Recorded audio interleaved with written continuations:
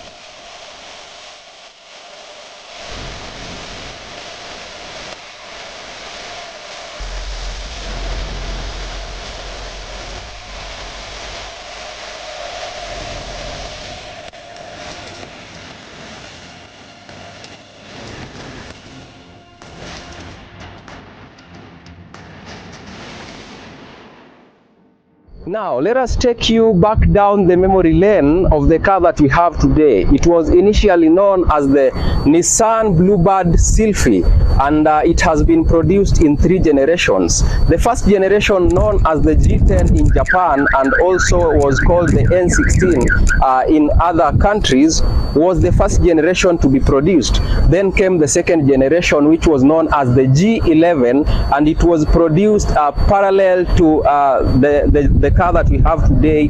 And then in 2012 they introduced the third generation, which is the Nissan Sylphy B17, and now in the third generation they dropped the name the Bluebird, so it remained the Nissan Sylphy.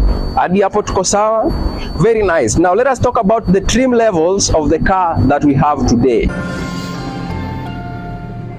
Now, the first trim level is known as the Nissan Sylphy, the S package. The S package comes with no armrests, and it features a key entry. So that means for you to start your car, you have to use a key. And then the second trim level is the Nissan Sylphy X. Now, that one comes with armrest and by xenon headlights. And then the third trim level is now the G package, which is the luxurious in that class of the Nissan Sylphy, and that one boasts 16-inch alloy wheels. Now, with that said, now let's get up close and candid with the anterior profile of the Nissan Sylphy.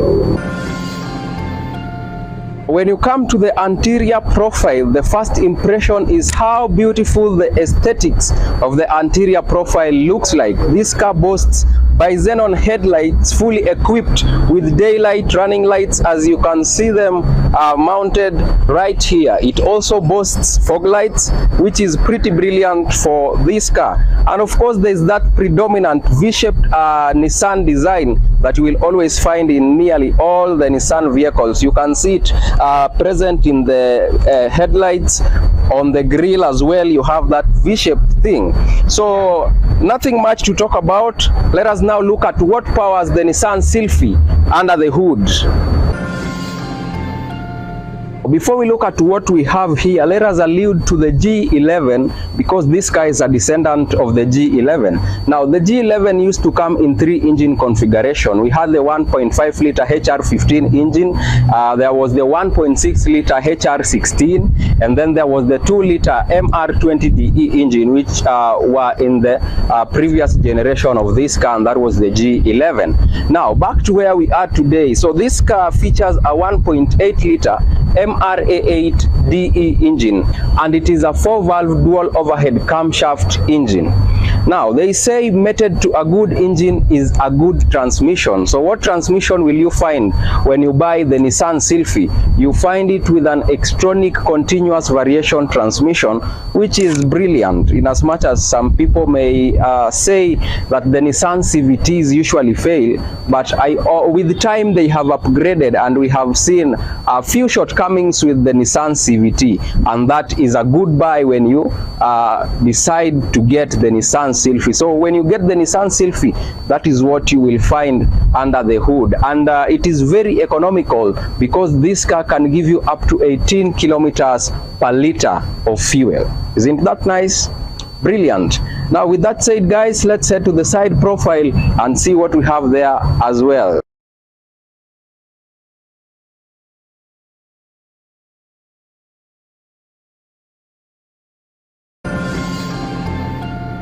The Nissan Sylphy boasts a simple, clean, and an appealing exterior design. In fact, it is more appealing and thrilling than its predecessor, the Nissan Bluebird. In this, the B17 series, we saw the longer wheelbase as opposed to the Bluebird, and of course, it boasts 16-inch alloy wheels, being the 3rd generation in that line. Another thing that we must talk about on the side profile of the Nissan Sylphy is this highly defined character line that runs all the way from the front fender blister to the upper tail element, and that boosts the aesthetics of the side profile. Let us now see how the rear profile of this car looks like. The rear profile of the Nissan Sylphy is as simple as you can see it. Now, there is nothing much to talk about, but of course we have the badging of the Nissan Sylphy right here, which makes you know the person ahead of you is driving a Nissan Sylphy. Let us now talk about the boot space of the Nissan Sylphy. And opening your tailgate has been simplified. You can open it from your keys. So you just press this button right here. Watch what happens. As simple as that, and your tailgate is open. So come closer, we see how the boot space looks like. The boot space is very practical, big enough to carry big luggage for you if you want to go for your adventure, you want to go up country, you know, it will be sufficient enough for you. Like, I bet I can fit here and somebody else like me can fit here. Or we do that practically, guys? Well, Jumesema, let us see how spacious the boot looks like. So I can be hidden in the boot, and the journey can also be amazing, because I must say I'm comfortable. Look at this, the whole of this space. So that is it, guys. Practicality checks the box. How's you? Yeah. So guys, we are going on a short commercial break. When we come back, we continue with the review of the interior profile of the Nissan Sylphy.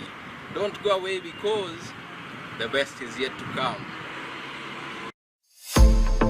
Je, ungetaka kufanya tangazo liwafikia wateja zaidi na upate kutambulika? Hii ndio chance yako tunakuletea. Advertise hapa Younib TV na utapata chance ya discount ya Airplay kwa muda wa siku 10 mfululizo. Tutumie hilo tangazo kupitia mtandao wa WhatsApp nambari 0719144144. Kwa mengi zaidi unaweza tupigia simu au tutumie arafa kupitia younibtv@gmail.com. Younib Television, ever the best.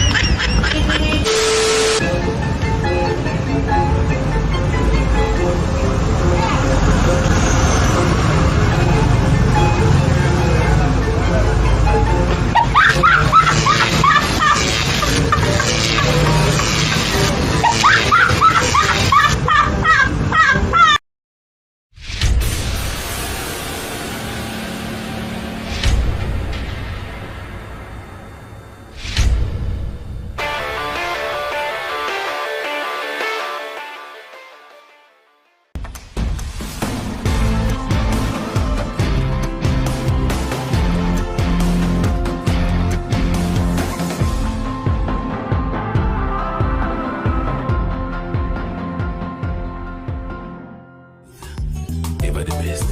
Hallelujah.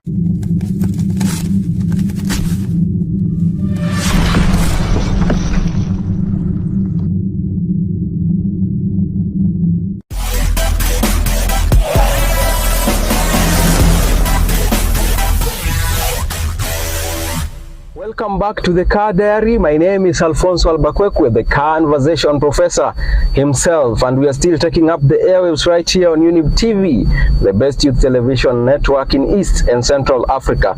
Remember to follow us across all our socials at Younib_TV on Instagram and at Younib Media TV on Facebook and on YouTube. Now, let us get up close with the interior profile of the Nissan Sylphy. The prima facie when you enter this Nissan Sylphy is the simplistic and functional interior that welcomes you. The ambience here is pretty nice. You have wooden finishings on the doors and some of it right here on the center console, and that gives it a brilliant look. The seats are also bucket inspired and very comfortable. They tackle you very well as you drive this car. Let us now shift focus to the cockpit and see what we have here. Let us start with this section that displays critical information. This car comes with a top speed of 180 km per hour and up to 8,000 revolutions per minute. So that is the top speed for this car. I'm not so sure if the driving experience is as thrilling as in other vehicles, worthy competitors of the Nissan Sylphy, but we will find out. And then now let us shift focus to the center console where we have the infotainment system. This system that we have right here is the basic version that you will find in nearly all the Nissan vehicles. And this screen, I'm seeing a map right here. I'm not sure if it is practical on our Kenyan roads because, as we said, this car is solely meant for the Japanese market. Yeah. So leaving alone that, we shift focus to the climate control system. It is purely electric and digital. Like, as you can see, it is brilliant, looks beautiful. And if there is something you don't understand here, you can watch our previous episodes to find out what these signs mean. Sawa sawa? Brilliant. When you look at the climate control of this car, it is purely electric and digital. Looks very beautiful, as you can see. And if you don't understand maybe what these signs mean, you can watch that in the previous episodes that we have done, so that you can get to interact with these signs and understand them in depth. Now, if you move hapa chini kidogo kwenye we have the gear lever, we have this wooden finishing, which is also really beautiful, and it is coated with this silver color, which enhances the aesthetics of this place. So the driver akika hapa anasikia hiyo utamu ya kudrive gari because of how beautiful this place is. Let's talk about cabin storage. We have these two cup holders right here, and then of course we have the pockets on the side doors, and that enhances the storage compartments zenye ziko kwa hii gari. I'm very sure we have others hapo nyuma. We'll look at that when we get to the rear seats. Now also let's talk about legroom and space. The legroom is very sufficient, both for tall drivers and short drivers. The seats are fully retractable. You can retract them huko nyuma and get that ample legroom space. Headroom space also is still as brilliant as the legroom space. I want us to jump hapo nyuma kidogo and see what we have. But before we go there, we did say how practical this car is when it comes to fuel economy. And I have seen something that I must mention. This car, you can be driven in the eco mode. That means you are saving much fuel. You understand? So that means if you drive it in eco mode, inaweza jaribu sana ikufikishe up to 19 kilometers to the liter. Sawa sawa? Pretty nice. Onto the rear seats, comfort is still guaranteed. Legroom is sufficient for both tall and short people, and that means if you are going for a long drive with your family, watafika kama wako tu sawa. There will be no cumbersomeness or tiresomeness when you travel in this car. Headroom, brilliant. And the storage compartments that we have on the rear end, we have the side door storage compartments, and hizi za hapa nyuma ya kiti where you can put maybe your files, na bado inaweza beba chupa ya maji. And then another beautiful thing that I must mention is you have the climate control for the rear passengers as well, and that is pretty brilliant to have them there. Now let us look at what we have here. We have extra storage compartments here as well. Two cup holders for huyu na huyu. That is if you have two people on board seated at the rear. But now it doesn't end there. In case they don't have anything they want to store here, this can be used as an armrest. You just retract this, you close it, and it becomes an armrest, and that makes your drive or your adventure very comfortable. Hadi hapo tuko sawa? Brilliant. Let us talk about what we like about this car. Number one, fuel economy ticks the box. That is brilliant.